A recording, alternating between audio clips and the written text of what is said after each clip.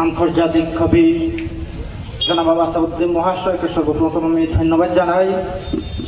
তার সঙ্গে আমি ধন্যবাদ জানাই এই আসিমগঞ্জের সর্বস্তরের জনসাধারণকে, কারণ আমি এই জন্য তাদেরকে সর্বপ্রথম ধন্যবাদ জানাই যে জুবিন গার্গ যেই ব্যক্তি, এই ব্যক্তিকে এই আসিমগঞ্জের মানুষ চিনতে পেরেছে। আমি একদম সংক্ষেপে জুবিনদার বিষয়ে বলবো। আমরা জানি আসাম তথা সমগ্র ভারতবর্ষের মধ্যে খ্যাতনামী একজন কণ্ঠশিল্পী ছিলেন জুবিনদা।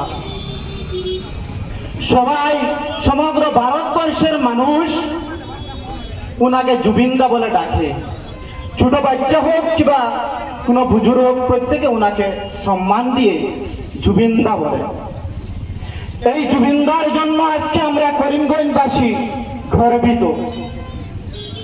আমরা করিমগঞ্জবাসী সম্মানিত। কারণটা কি? জুবিনদা ভারতের যে কোনো জায়গার মধ্যে যাক, পৃথিবীর যে কোনো জায়গার মধ্যে যাক, জুবিনদা সবসময় একটি কথা বলতো, আমি আধা বাঙালি আর আধা অসমীয়া। কারণটা কি? কারণটা ছিল একটাই, এই করিমগঞ্জ।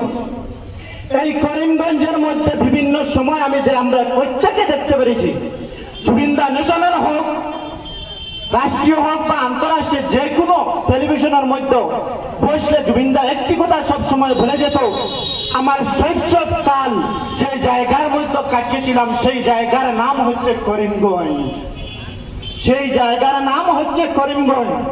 এই করিমগঞ্জের মধ্য থেকে আমাদের জুবিনদা শৈশবকাল কাটিয়ে এখান থেকে উচ্চ মাধ্যমিক পাশ করে গিয়েছিলেন। যার জন্য জুবিনদা যেখানেই যায় সেখানেই বলে থাকে, আমি আধা বাঙালি আর আধা আসামি। শুধু তা নয়, এই জুবিনদাকে সমগ্র আসামের হিন্দু, মুসলমান, বৌদ্ধ, খ্রিস্টান, বাঙালি হোক আর অসমিয়া হোক, প্রত্যেকেই জুবিনদাকে ভালোবাসে। জুবিনদার একটাই কর্ম ছিল সর্বোত্তম। জুবিনদাই যেখানে যেত, যেখানেই বসত, জুবিনদা সাধারণ মানুষের মতো বসত। জুবিনদা যেখানে যেত, জুবিনদা বলতো, আমার টাকার প্রয়োজন, আমার ধন দৌলতের প্রয়োজন, আমার আসামের রাজ্যের প্রয়োজন, আমার আসামের মানুষের প্রয়োজন। আমার আসামের মধ্যে জাতি ধর্ম আমি বুঝি না, আমার ধর্ম নাই, আমার জাতি নাই, আমি মুক্ত, আমার ভগবান নাই।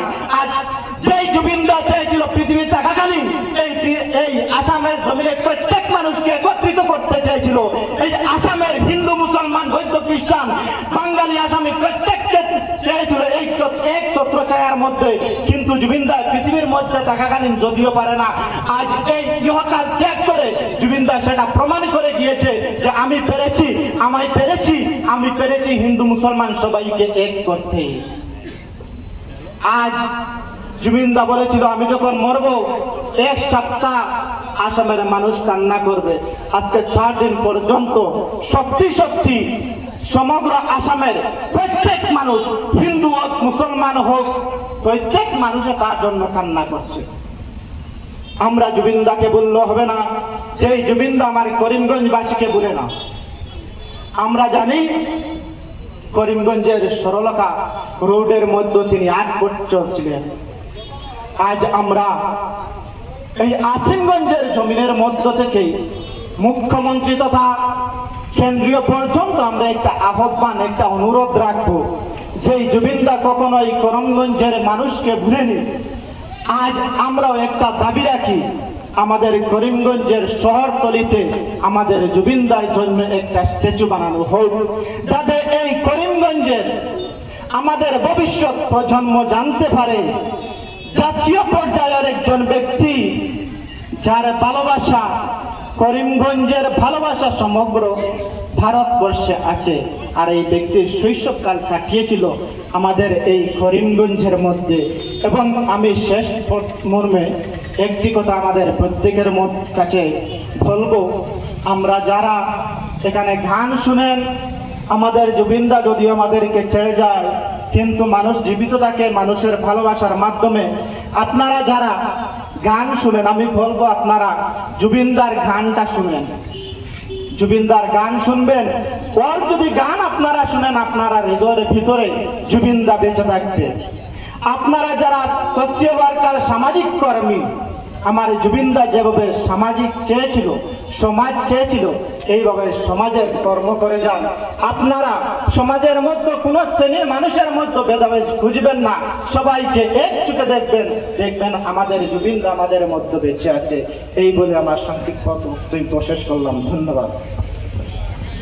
ধন্যবাদ করিমগঞ্জ জেলা আমসুর বাইশ